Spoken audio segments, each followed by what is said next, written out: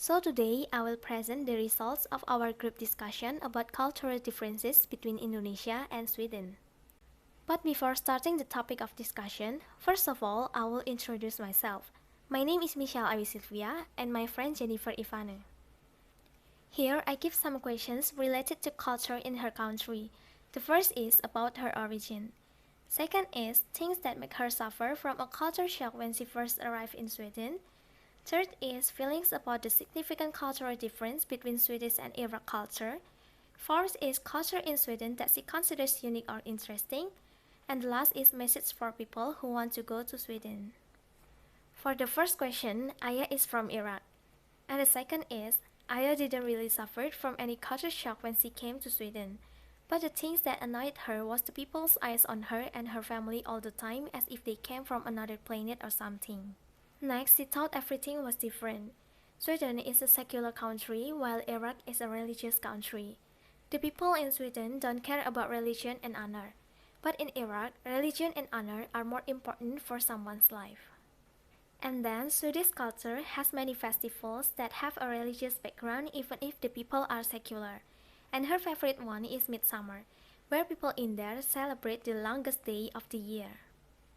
And the last, as a message for people who want to go to Sweden, she gives this advice. For those of you who want or will come to Sweden, I recommend that you bring both summer and winter clothes with you, because Sweden's weather is not something you can trust. Another thing that I recommend you is that you check which traditional holidays during the period you are coming to Sweden, because there are many holidays here in Sweden, and usually it is a red day, which means that most shops are closed and they close early. Good luck with your trip and have fun because Sweden cities are considered the most beautiful cities in Europe. New things we got after doing interview. From the interview, we can find out new facts which we didn't know before. First, the Swedish people do not care about religion and honor.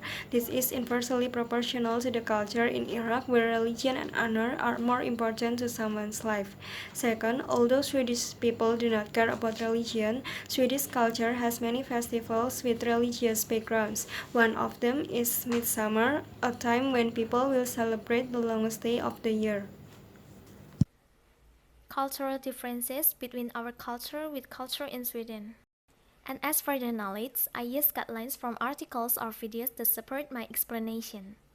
The first difference between Indonesia and Sweden is the culture of queuing up. In Sweden, the rules on queuing are highly respected, where queues are regulated by the turn-based system and make the queuing system in Sweden is very organized. Meanwhile, in Indonesia, the culture of queuing is often underestimated. Most people want to always be ahead and want to be at the forefront, even though people have to keep lining up to maintain order even in urgent matters. The second difference is in terms of shopping and paying.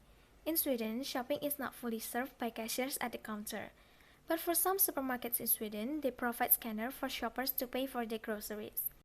Whereas in Indonesia, when we shop at the supermarkets, and if we want to pay, we will definitely be served by the cashier for payment and are ready to help put groceries into plastic bags. The last difference is the difference in the point of view of driving. In Indonesia, people tend to want to own their vehicles because of the lack of public transportation facilities. If the facilities are adequate, but people are difficult to compromise with. Meanwhile, in Sweden, people prefer to take the train or walk, because it is more comfortable, safer, avoids traffic jams, and doesn't need to pay for parking.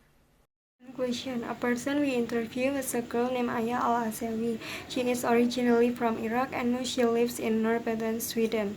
What made her a little uncomfortable when she first arrived in Sweden were the gazes of other people at her as if she was someone from another planet.